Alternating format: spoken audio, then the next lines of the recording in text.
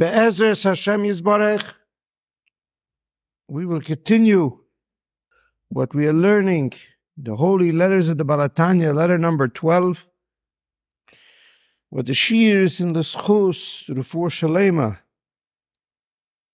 the Hinda Bas Taba Rachel. We are learning that the act of charity brings peace,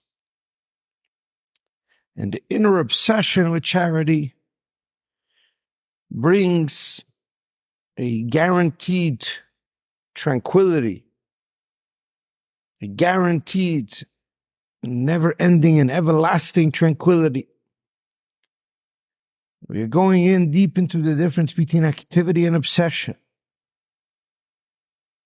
and deep into its body, its opposite, its expression, which is the body of charity, unleashes peace in the world, and the inner obsession unleashes a dimension and a reality that's tranquil, never-ending, and everlasting. We're going deep into this idea. We are explaining that in order to understand this enormous concept, one must go back to the beginning of creation of the world to see the entire creation in its entirety, which is that God created man.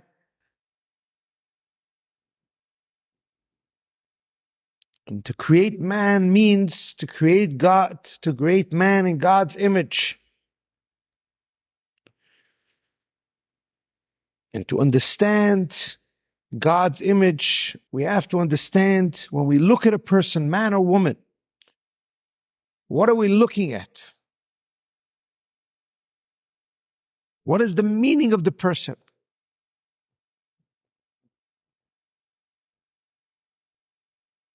What is the meaning of the person's existence?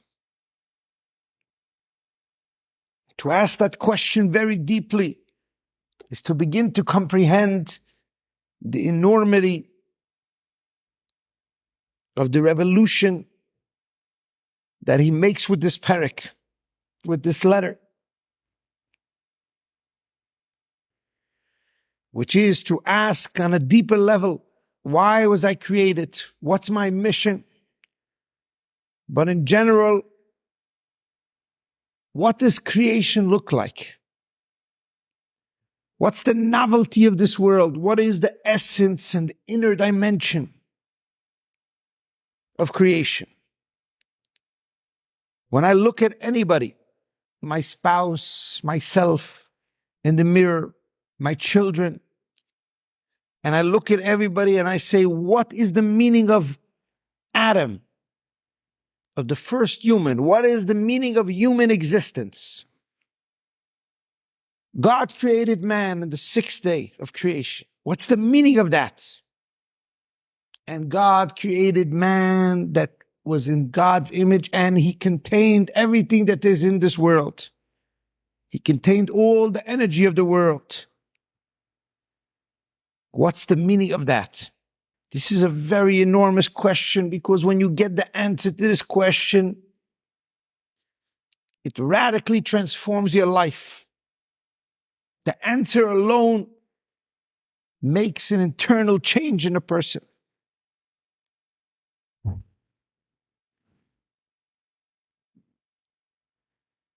Because when you look at man, there's the human being, and there's the meaning of man. When you say, what is the meaning of man? What is my meaning in this world? What is the purpose?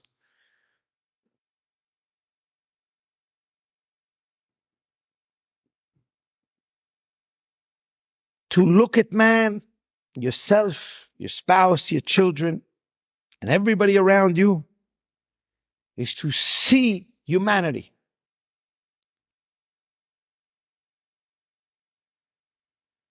but to ask the meaning of them, the purpose of them. The purpose of the existence is to go beyond the body and to tap into the 10 energies that they have.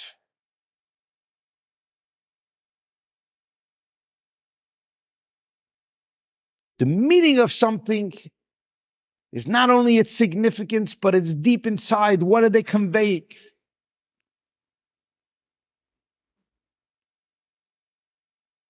So we look at a person and you say, oh, you know that woman, oh, you know that man, such a good heart.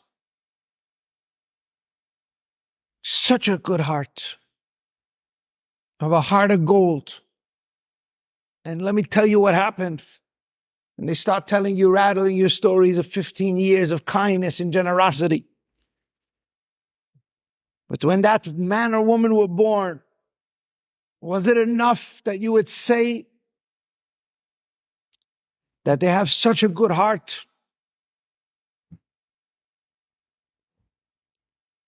You see this child born, and you have divine inspiration. You could tell the future. You have astrological understanding. Is it enough for any parent? Is it enough for anybody to look at the child and say, wow, what amazing heart I know this child's going to have? Is that enough? Or does that heart have to mature? And does that love have to express itself in a story?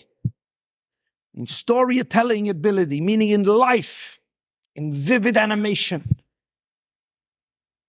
Told us Adam, the children of man, means the story of man. Understand? Children, story, extrapolation, time, space. This is life. Life means the revelation. So when we look at that child, the revelation of the heart cultivation, the heart expressing itself, the heart generating this love. So when you look at yourself in the mirror, whether you're a man or woman, you want to know what your right side is. What are you looking at? Your chesed, the right side of your heart. Is the idea of love. Where do you get this love from? The love that we're talking about in this child that's born. We say, wow, we know this child has such an amazing love in them. Where is that love? Even when they're a child, before you can see it. That's the idea of love, the meaning of love. The meaning of love sits with this child in his heart. It's a very deep idea, but when you get it, the light bulb goes off in your head. Is the potential for love, the concept of love, the feeling of love, the energy of love. That is already there when the child's born, but there's no heart yet that's cultivated. Even if nobody's a future teller, even if nobody's an astrologer, even if nobody has divine inspiration, even if they don't know about this child. But one day if this child grows up to be the most kindest, most amazing human being, we will all acknowledge that potential for that lied in the child's birth. And in that birth, in that moment of birth, the whole energy of that love was sitting in the child's heart, that little heart that was pumping already in his mother's stomach or her mother's stomach when they were a little tiny baby. Because the potential for love was there. The meaning of love, the concept of love, that's all there in the right side of the heart. Because that's where the beginning of love is. The beginning of love is in the right side of the heart. The meaning of love, the idea of love. But where is that love? It's an energy of the soul. It's hovering. You see, you have to see this with your mind's eye to get the depth of what he's saying in this parak. To understand the essence of compassion. When you look at a child, when you look at an adult, when you look at husband and wife, they marry each other. They say, oh, he has such a good heart. They say about her that she has such a good heart, such a kind person.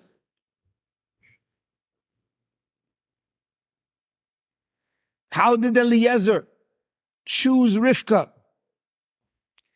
He tested her heart in order to marry Avraham Avinu. Avraham Avinu mitzaso yeslav babo ineman lefanecha. And I found Avraham Avinu's heart pure, honest, trustworthy.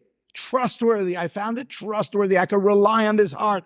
Neman lefanecha. Hashem said I tested him and he showed me time and time again that his love is real. That his devotion is real. It's not superficial. It's not masculine energy. It's real.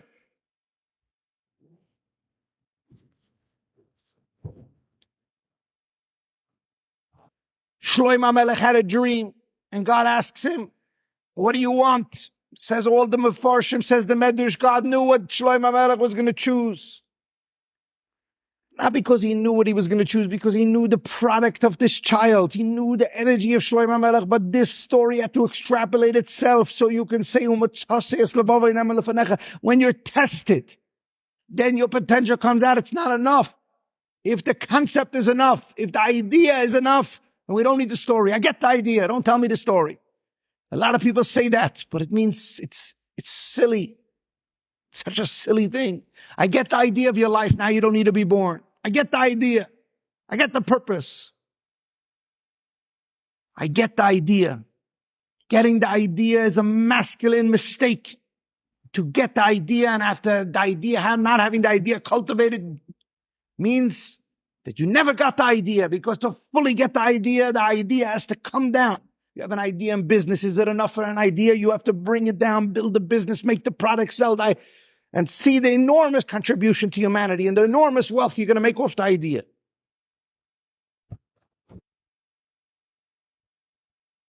We have the idea of Avraham, the idea of Shlomo HaMelech. But then it plays itself out in the story, in details. Then in those details we see and therefore Eliezer goes to Rivka and he tests her, because he wants to see if her heart is capable of holding Avraham Avinu's heart, which is in Yitzchak.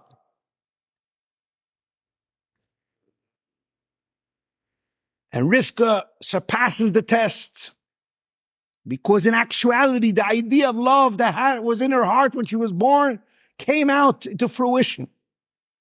This galus shleimus kachoisov, the energy, the power, the potential was revealed, came out. The purpose of this humanity, the purpose of this world is that there should be revelation of the whole right side.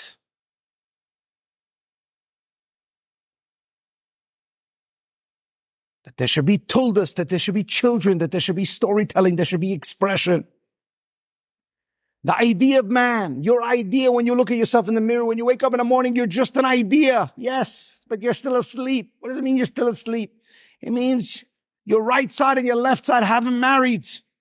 Your right side is not your physical right side. It's what does your right side represent? Where is the soul energies in your body? Where's the soul of love? That's on the right side. So when you look at a person, you see their left side originally. Because what you're seeing is the left side. Even if you're seeing the right side, you're seeing the body. And you know how enormous the body is? It's not just the body, not just the torso. But beyond the torso is a heart. And beyond the torso is blood cells and pumping and oxygenation. And the deeper you go into a person's heart, the deeper you are going into gvura. You are going into the organ and every angle of the organ, which is gvura. And that's why gvura is a funny word. It's most misunderstood word in Kabbalah. When you look at a man and you say, wow, such a good heart. What are we talking about? When you say good, you mean the right side. When you say heart, you mean the left side. So anytime you talk about a person's heart, you're actually not talking. When you talk about the physical heart, you mean gvura, you mean the holding ability of that love, the generating ability of that love, the narrowing down, the pushing out the blood into every organ. So if we were to strip the meaning of the heart with the actual heart into two, we would get the heart, the physical heart, and we would have the meaning of the heart, which is love.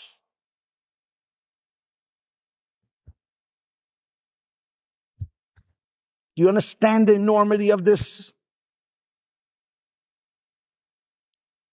10 energies of God, infinite energies, God's wisdom, God's love, infinite love. It's going to be expressed through me and you,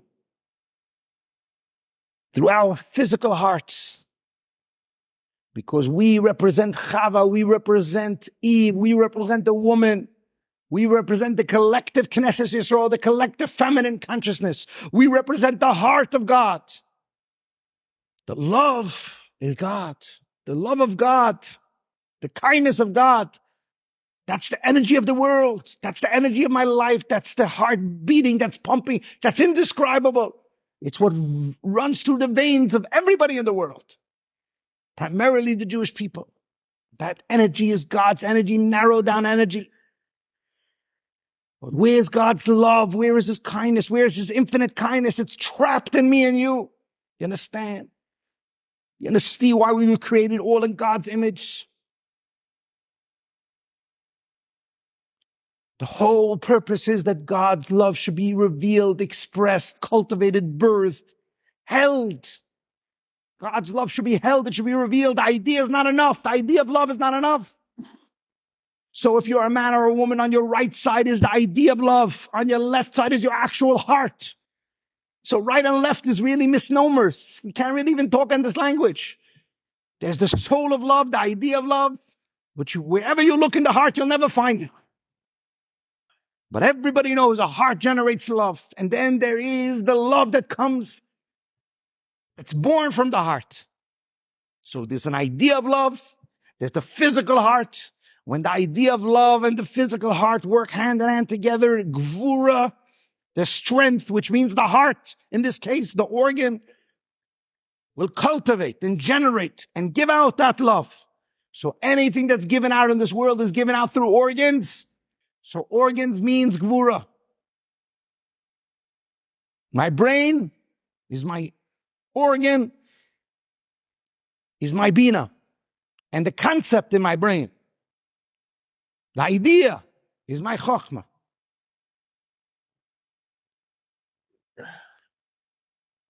So we have over here chokhmah and bina and chesed and gvura.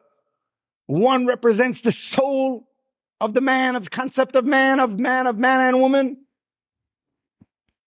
And the other represents the body, the organs that are going to hold it, the organs that are generated, the organs that are going to cultivate it.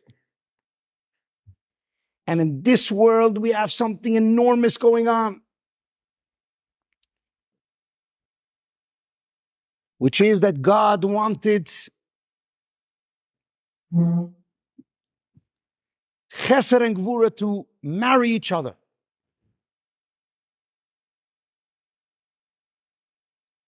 My heart on its own does not love, doesn't know about love. My heart on its own, let a heart run loose and you'll have lust.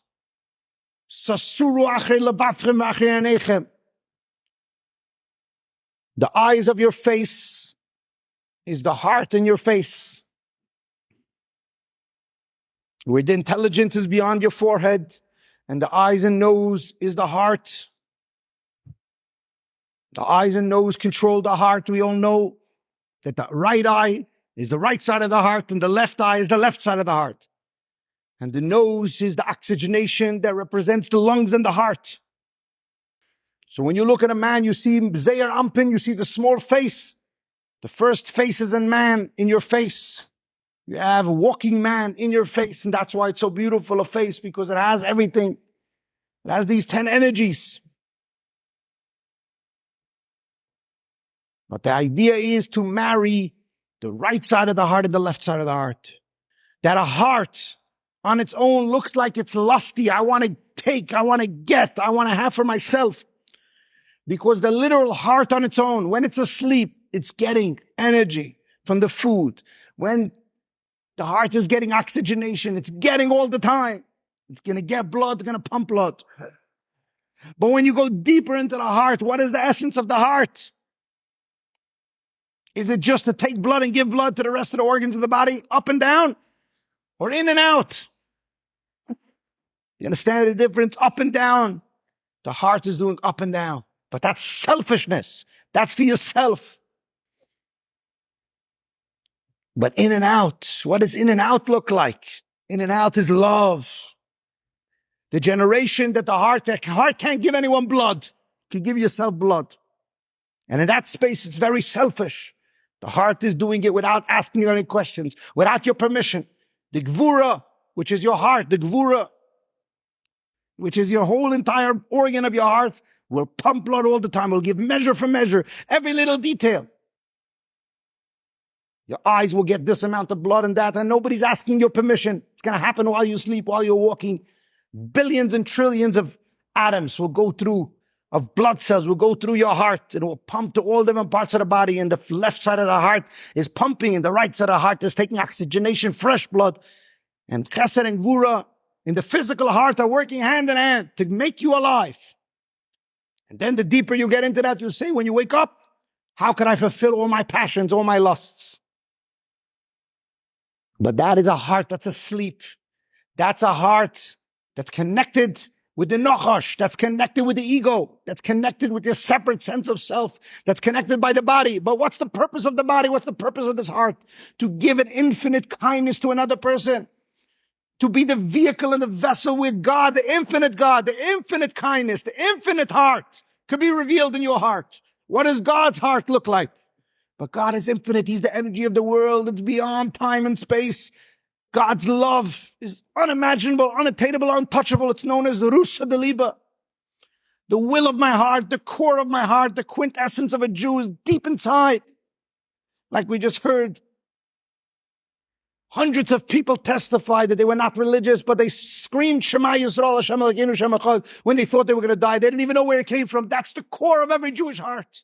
It pumps with blood from God. Because the physical and spiritual energy, the makeup of the core of your heart is God's heart, God's kindness. But God wanted his heart to become real in this world, and it comes real through us.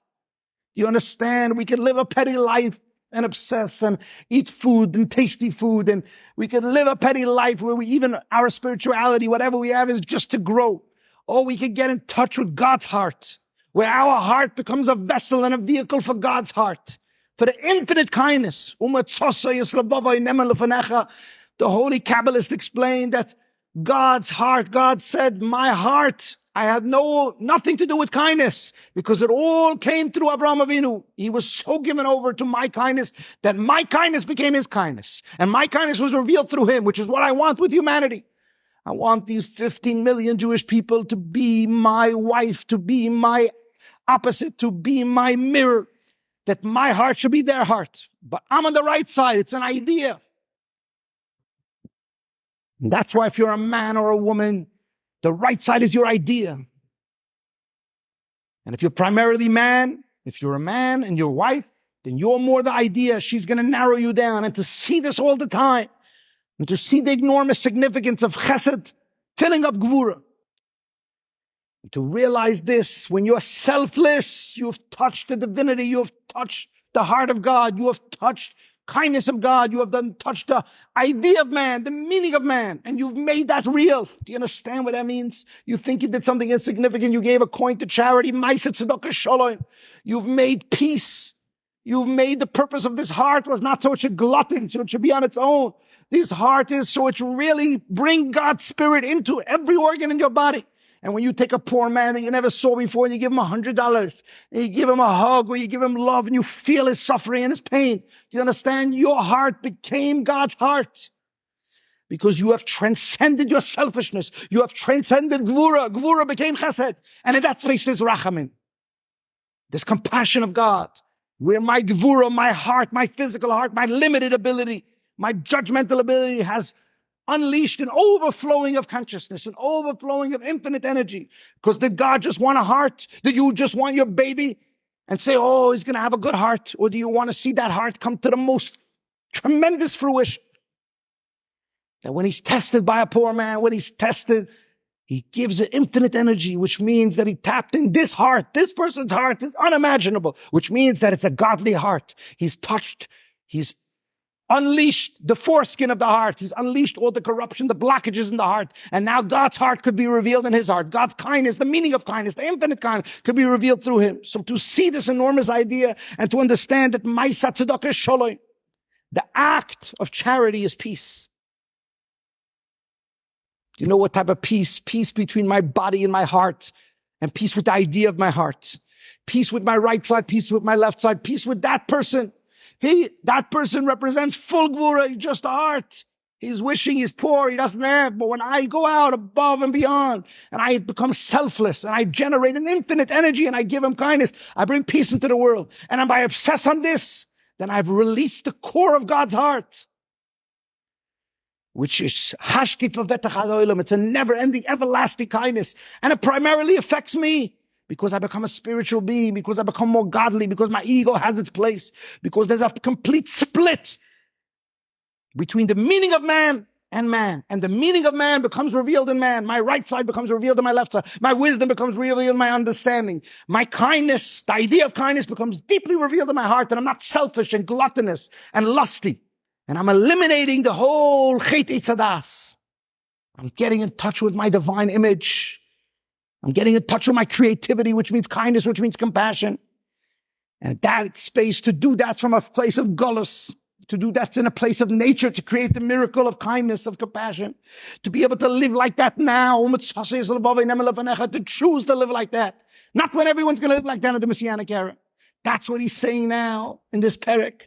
To live like that now, to make that your obsession now, to see the whole entire Torah as a panoramic view of the meaning of man to be revealed in man, which means for God to become real in this world. I want to be real in this world. That's what God said. I want my love to have a real, to have a tolda, to have a child. I want my love to be extrapolated, to be forever, never ending, everlasting.